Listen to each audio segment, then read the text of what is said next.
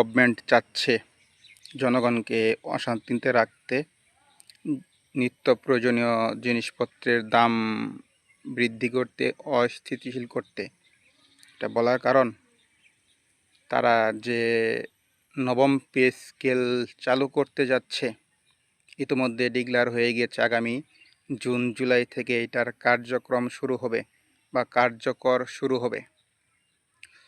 প্রথম থেকে নবম গ্রেড কর্মকর্তা এবং দশম থেকে 20 গ্রেড কর্মচারীদের প্রায় দ্বিগুণ হারে বেতন ভাতা প্রদান করবে।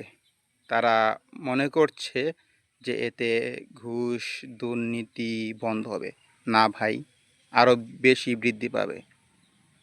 যেভাবেই হোক জনগণ চাইবে তার ছেলে মেয়েকে একটি সরকারি জব পাইয়ে দিতে। সে যদি অযোগ্য হয় কোনো বিষয় না, টাকা মেরে হলেও। আর কর্মকর্তারা এবং কর্মচারীরা তারাও মুখিয়ে থাকবে কখন এই সুযোগটা আসবে এবং তারা চড়া মূল্যে লুফে নিবে। এতে করে আরও অস্থিতিশীলতা বৃদ্ধি পাবে, যোগ্যরা চান্স পাবে না সরকারি চাকরিতে এবং মুখ ফিরিয়ে নেবে, এবং আমরা বলতে পারি অযোগ্যরা সেখানে চান্স পেয়ে যাবে অধিকাংশ সময়। আর বাজারে অস্থিতিশীল হওয়ার মূলত এটাই কারণ, দ্রব্যমূল্যর দাম বৃদ্ধি পাবে, জনমনে ক্ষোভ সৃষ্টি হবে, জনগণের পকেট কাটবে বর্তমান সরকার। এটা ভালো নয়। যদি এই ব্যবস্থা করতো যে তাদের নাম কাওয়াস্তে না, তাদের 15 থেকে 20% বাড়িয়ে এবং ঘুষ দুর্নীতি যাতে না করতে পারে সেটার পিছনে ইনভেস্টমেন্ট করে যারা ঘুষ দুর্নীতি করবে তাদেরকে পানিশমেন্টের আওতায় এনে শাস্তি দিয়ে তারপর এটার মূলত সুফল পাওয়া যাবে যদি এটা সরকার করে।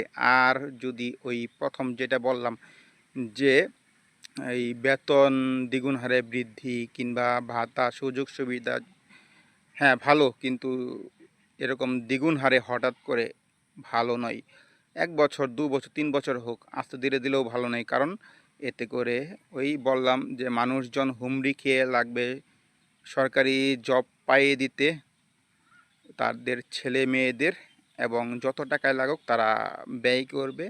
এতে করে ভালো হবে না বা ভালো দিকে যাবে না। এবং সরকার আরেকটা কাজ করতে পারত, যারা বেকার রয়েছে তাদের কর্মসংস্থান সৃষ্টি করতে। এই যে বছরে 35,000 কোটি টাকা অতিরিক্ত যা